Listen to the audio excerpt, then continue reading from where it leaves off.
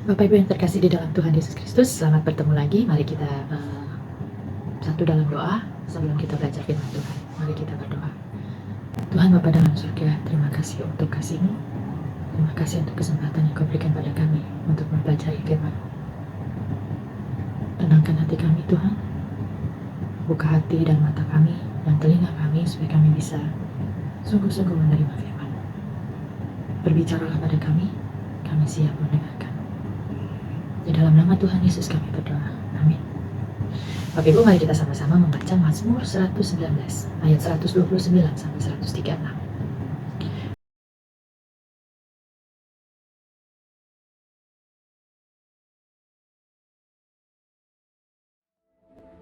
Peringatan-peringatanmu ajaib.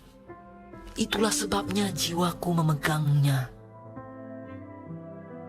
Bila tersingkap, firman-firmanmu memberi terang, memberi pengertian kepada orang-orang bodoh. Mulutku kungangakan dan megap-megap, sebab aku mendambakan perintah-perintahmu. Berpalinglah kepadaku dan kasihanilah aku, sebagaimana sepatutnya terhadap orang-orang yang mencintai namamu. Teguhkanlah langkahku oleh janjimu, dan janganlah segala kejahatan berkuasa atasku. Bebaskanlah aku daripada pembalasan manusia, supaya aku berpegang pada titah-titahmu. Sinarilah hambamu dengan wajahmu, dan ajarkanlah ketetapan-ketetapan kepadaku. Air mataku berlinang seperti aliran air, karena orang tidak berpegang pada Tauratmu. Bapak Ibu dan anak-anak, dalam hidup seringkali kita menghadapi berbagai hal yang di luar kekuasaan kita. Sebenarnya kita ingin punya kendali atas segala sesuatu. Benar ya Bapak Ibu? Kita ingin punya kendali terhadap bos kita. Kita ingin punya kendali terhadap musuh kita, terhadap teman kerja kita, terhadap segala sesuatu, suami, istri, anak-anak, bahkan terhadap diri kita sendiri. Semakin kita mencoba mengendalikan Bapak Ibu, semakin kita tahu kita nggak mampu mengendalikan apapun. Kita tahu dan seringkali itu membuat frustasi dan sedih. Ayat ini mengingatkan kita bahwa sebenarnya ada seseorang yang mampu mengendalikan segala sesuatu dalam hidup kita. Orang itu bisa memberi pengertian, bisa menerangi pikiran dan hidup kita. Dia mengasihani kita pula. Dia menjauhkan kita dari dosa dan kejahatan. Dia mengendalikan segala bentuk pemerasan yang terjadi dalam hidup kita, apakah dalam hal uang, tenaga, atau waktu. Dia mampu mengendalikan seantero hidup kita. Bapak Ibu, kita tahu orang itu adalah Tuhan Allah kita yang Maha Kuasa.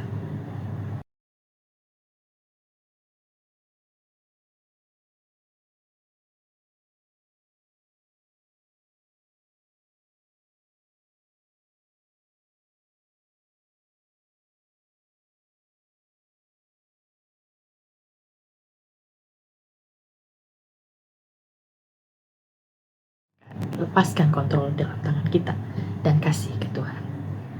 Dan kita harusnya fokus cuma kepada mendengarkan peringatan-peringatannya. Karena peringatan-peringatan yang Tuhan kasih itu menjaga kita dari hal-hal buruk yang akan terjadi. Tunggu semua perintah-perintah Tuhan atau petunjuk-petunjuk Tuhan. Karena itu adalah pintu yang mengajak kita kepada terang.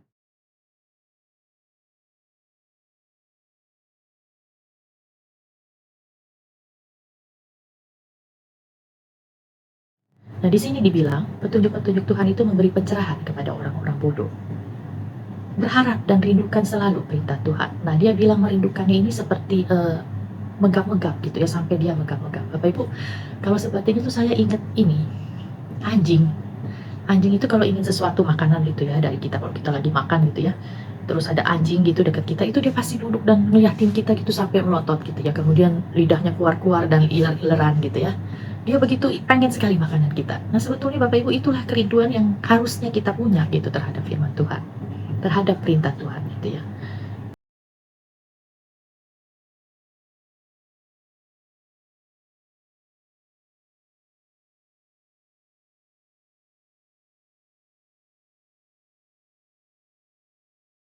lalu berjalanlah berdasarkan petunjuk dari Tuhan. Kalau Tuhan nggak tunjukin jalan, jangan jalan. Bisa salah kita. Minta Tuhan ajarin ketetapan-ketetapannya kepada kita.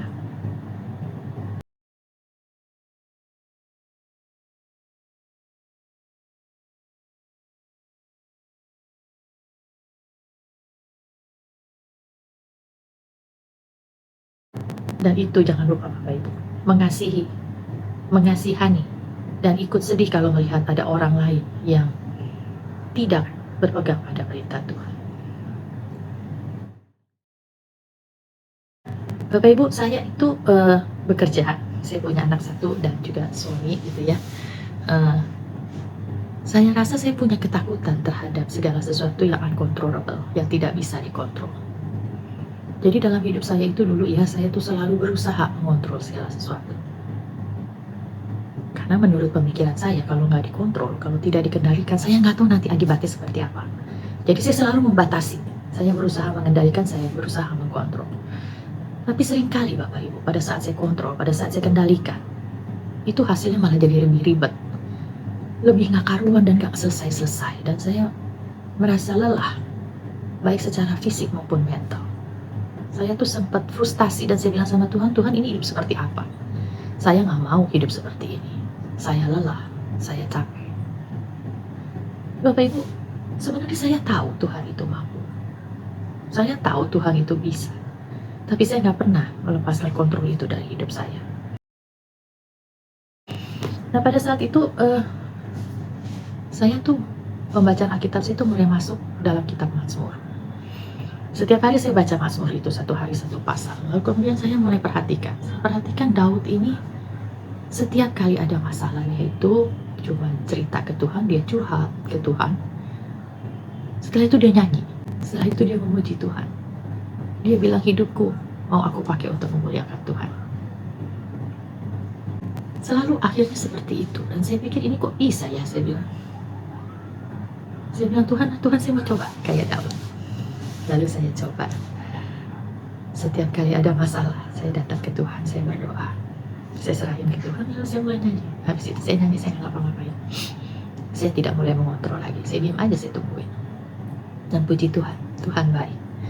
Tuhan mulai menyelesaikan satu persatu masalah saya. Tuhan kasih saya kemenangan kecil ataupun besar, ada yang besar, ada yang kecil. Dan saya happy Bapak Ibu. Saya lihat, waduh, ini kok bisa ya selesai. Oh ini selesai, oh ini selesai, oh itu selesai. Dan saya mulai melihat, saya bisa melihat bagaimana Tuhan memimpin, bagaimana Tuhan menolong. Dan saya happy. Saya mulai bisa lega, saya mulai bisa happy. Dan saya mulai belajar lagi firman Tuhan, saya mulai percaya bahwa Tuhan itu ada benar-benar gitu ya. Dalam hidup saya itu benar-benar Tuhan berkarya.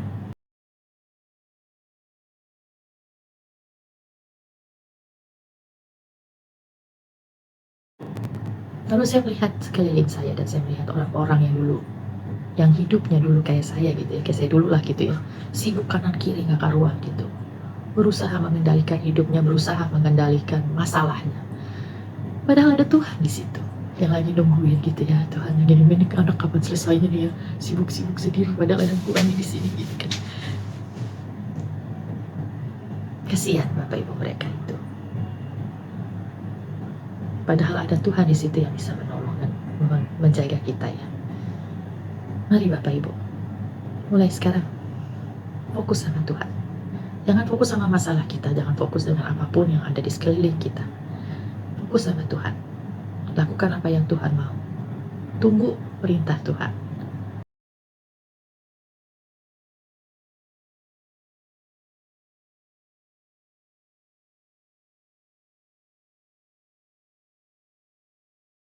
Selamat fokus sama Tuhan Bapak Ibu dan anak-anak.